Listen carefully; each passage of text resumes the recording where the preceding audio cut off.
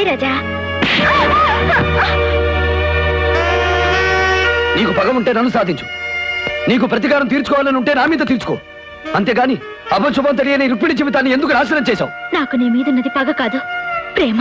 నోర్మోయ్, మళ్ళీ ఆ మాట అన్నావంటే పళ్ళు రాలగొడతాను. నువ్వు నా ప్రాణం తీసిన ఇది నిజం. నువ్వంటే నాకు ప్రేమే కాదు, పిచ్చి. నిన్ను మొదటిసారి చూసినప్పటి నుంచే నా వాణ్ణి చేసుకోవాలని ఆశపడ్డాను. దానికి ఆ రాధాబాయి అడ్డుపడుతుంటే కక్ష కట్టాను. కక్ష కట్టి రుక్మిణి జీవితంతో ఆడుకున్నావు? లేదు, రుక్మిణి విష్ణు ప్రేమించుకుంటే ఆ ప్రేమను అడ్డు పెట్టుకుని నువ్వు నన్ను చేసుకుంటేనే ఆ పెళ్లి జరుగుతుందని కండిషన్ పెడదాం అనుకున్నాను.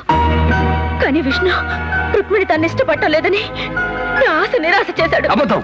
దాన్ని నమ్మించి మోసం చేశాడు. అది ఇప్పుడు 3 నెలల గర్భవతి. ఇదేనా నువ్వు సాధించింది? ఇదేనా సాటి ఆడదానికి నువ్వు చేయవలసింది? ఇదేనా బిడ్డను కోల్పోయి కుమిలిపోతున్న కుటుంబానికి వేసే శిక్ష? రాజా, నిజంగా రుక్మిణికి ఇలా జరుగుతుందని నాకు తెలియదు. నన్ను వాళ్ళు డబుల్ క్రాస్ చేశారు. ఎవరు? మేమే.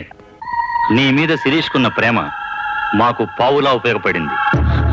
రుక్మిణికి విష్ణుకి పెళ్లి చేయాలని మేము ఏనాడు అనుకోలేదు.